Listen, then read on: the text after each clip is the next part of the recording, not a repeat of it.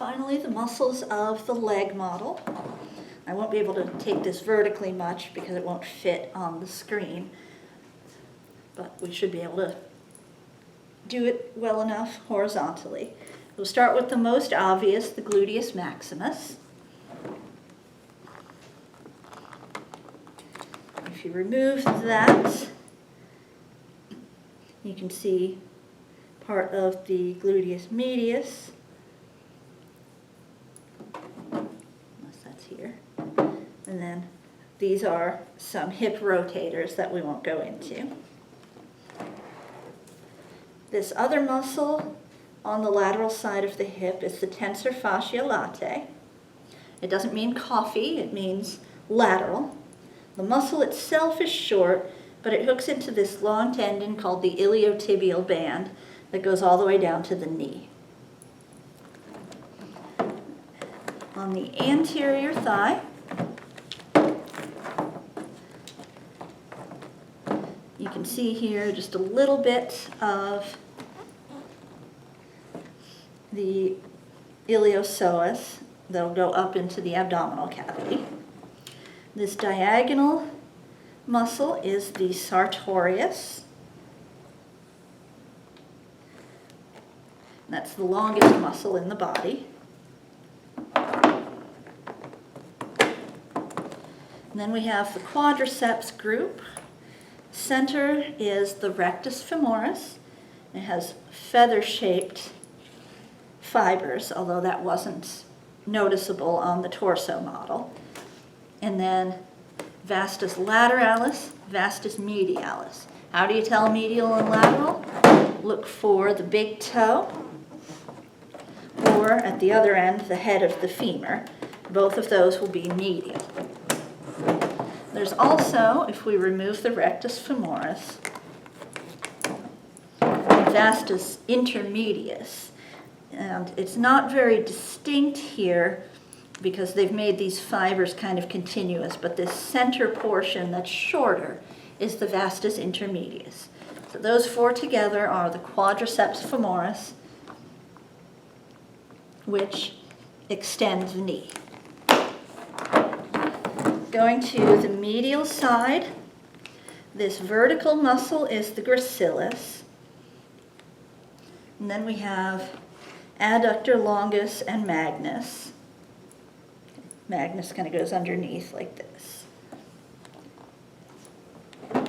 On the posterior thigh, this is where it gets even more important to distinguish medial from lateral. You can't just go with the hamstring that's on the left or on the right, because if you switch legs, they'll be on opposite sides. So I've got my pinky toe here to know that this is lateral. So this one is the biceps femoris. Okay. I've also got the iliotibial band to show me lateral.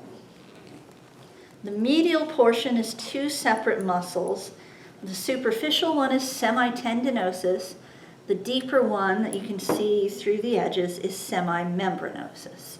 It also goes a little bit more medial than the semitendinosus, so think semimembranosus is the most medial. The main calf muscle is the gastrocnemius. It's got two sections to it. Deep to the gastrocnemius is the soleus. You can see it on both sides. This piece only comes off with both muscles together.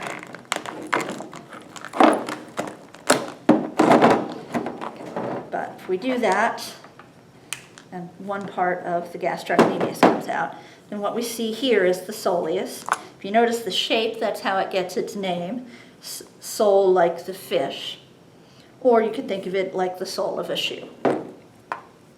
Those two muscles together are plantar flexors. Why do you need big, strong muscles like that just to point your toes?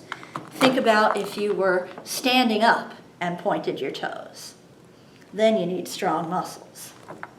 On the anterior of the calf, here's the tibia.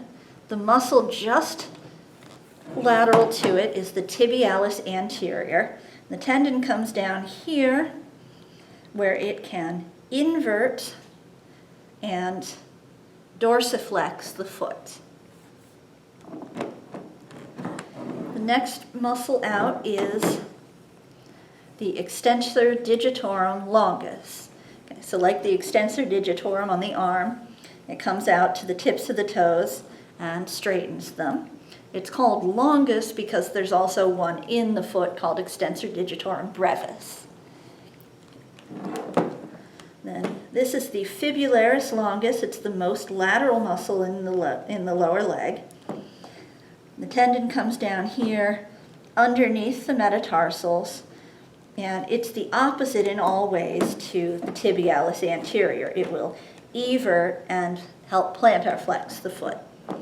There's also a fibularis brevis that everts and dorsiflexes, so you get some different possible combinations.